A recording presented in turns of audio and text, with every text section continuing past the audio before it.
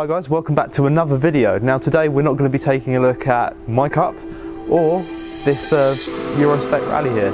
We're going to be looking at something that is arguably even cooler than that. Here is CLIO FU.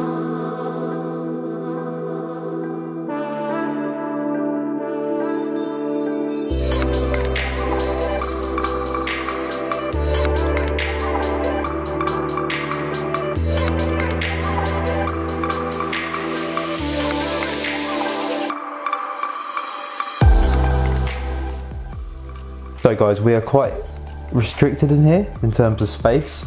I've got my lights here, kind of giving us some light, but we're in a Transporter 6 trailer at the minute, which is, to be fair, pretty plush. I mean, really plush in fact. And there is actually quite a bit of space for the Clio in here, but not to film. But I'm going to try my best. I'm going to cut between me showing you what's been done to CLIO FU and some cutaway B-roll shots so we can all get a good idea of exactly how special this car is. So first and foremost, this is a sunflower yellow phase 1 Clio 172. In itself, a sunflower yellow is now an incredibly kind of rare and sought after colour that this phase 1 172 came in. So the previous owner of this car, before it was acquired by OEM Plus, actually had this shell completely stripped and rebuilt, so you can see under here all of this and stuff that would normally be covered in carpet from factory and probably, knowing Renault, would not be sprayed, has been sprayed, and that is a continuation throughout the vehicle. So inside it as well at the minute, as you can see, it's completely stripped, and there it's all been sprayed from the inside out, and the actual shell itself has been completely resprayed, including all the bodywork and panels, which is why it looks so fresh. But let's get to the important bit, if you like, the bit that everyone is curious about, and that is, why is this potentially the fastest Clio 172 in the world? So those that modify these or are familiar with Clio 172s will know that the common way to modify these days is either to turbocharge them, or down the back here, between the bulkhead and the engine, or to put throttle bodies on them, or a JMS RS2 inlet, or something similar. They are the only real ways to extract power from these cars. The F4 engine is fairly reliable, however, it's not the most tunable of engines due to the fact that it was naturally aspirated when it was first released. But the way this has been done is so that it's actually using kind of a mixture of both. So we've got a turbo at the back, and then we've got this Jenvey turbo plenum at the front. That's all connected together by a custom intercooler made by airtec. Now, that is hidden underneath the front bumper, and that is one of the things that the owner is keen to do with this car, is to keep it as OEM looking as possible. So hidden under here is a massive airtec intercooler, which you cannot see at the minute, and that is hooked up to the Jenvey turbo plenum. And then we've got a Garrett GT25 550 turbo at the back here.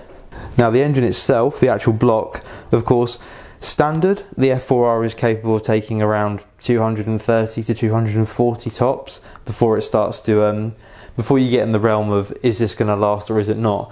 Reliably, my car's been running 230 horsepower through a Engine Dynamics turbo kit for about 5 years now, and the engine is still going strong. But if you want to go past the 250 mark, really, you need to forge the engine. Now this engine was forged by the previous owner. We're not exactly sure on the spec of it, but we are told, or were told, that the car would be good for around 700 horsepower at the upper limit. Whether or not it can take that, we'll find out. At the minute, CLIO FU is dry sumped. It's never been turned over. It still needs to visit somewhere to get its ECU and everything spliced in. So we're waiting on that. But other than that, it's pretty much good to go. A few other cool bits: solid top mounts, uprated engine mounts, soon to be replaced by pure motorsport mounts. In terms of box, it's a standard OEM box, but it does have a quaif fitted to it, LSD, naturally, because anything above 250 horsepower in these cars is pretty pointless if you don't have a diff. If we come round to the brakes at the front, what we'll see here is Wilwood 4-pot brakes. Now, 4 pot's probably enough. This car doesn't weigh much. In fact, the curb weight of this car is probably closer to a ton than most cars, especially because it's stripped at the rear. So it's probably sub 1,000 kilos at the minute. We're running a stud conversion kit, as you can see.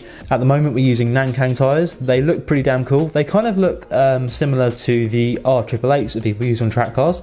So they'll be interesting to see how they perform. They certainly look like they'll get quite sticky once they've warmed up. And then we have the rear of the car. Now, there is absolutely nothing in here at the minute.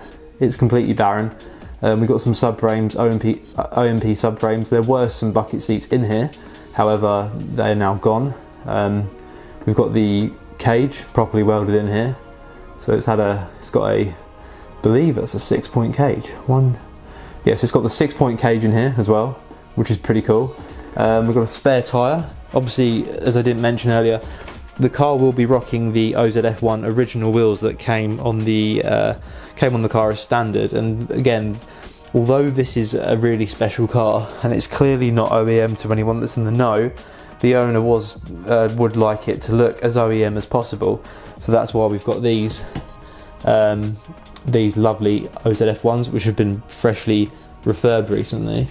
So yeah, we've got the TRS harnesses in there at the minute. And the reason there is no seats in here right now is because we did have bucket seats, but they've been sold. And now this is going to have a single carbon fibre Tillet racing seat in it, which I'll show you here. It's actually a different unit at the minute, so it's not in the car, but that will be going in there. And that is something incredibly special. And it will kind of, you know, match the little carbon fibre inserts in the rear door cards here. And yeah, it's going to be pretty damn cool. Round here, if I can actually get in. Again, carbon fibre door cards, which are lovely. So if I point the camera in here for a minute, you can just see it's got that lovely steering wheel here with the Alcantara finish, or suede finish on it. And then we've got the either pure motorsport or BMS shifter right there. A little oil pressure gauge or boost gauge that's in the centre. You can see just about through there. I'll get some better clips of it in a minute. And then we've got the no gearbox oil, no engine oil, no sump. So this is completely dry sump at the minute, but the plan is to get it wired up next with all the ECU and wiring, get the racing Tillet racing seat in it, and then CLIO FU should be pretty good to go. Then it will go for mapping. Again, we're not sure what the kind of power will be. Initially, we think that CLIO FU will probably run about 400 to be safe, and then as and when we kind of feel the need, up the boost, further modify, and go from there. Right guys, so that's pretty much it for this video. Hopefully I've shown enough of CLIO FU to get you all excited. This will be an ongoing series, so I'll be following the build and giving regular updates, hopefully into the new year. This is probably going to be the last video of the year for me, for the YouTube channel. I've probably only uploaded about 12 times, but I just want to say a massive thank you to everyone that has watched and subscribed since. The Yaris GR will be coming. We're expecting delivery in February next year, so there will be more content on that, and I'll film the collection day. But until then, have a good Christmas, Happy New Year, and yeah, thanks for watching.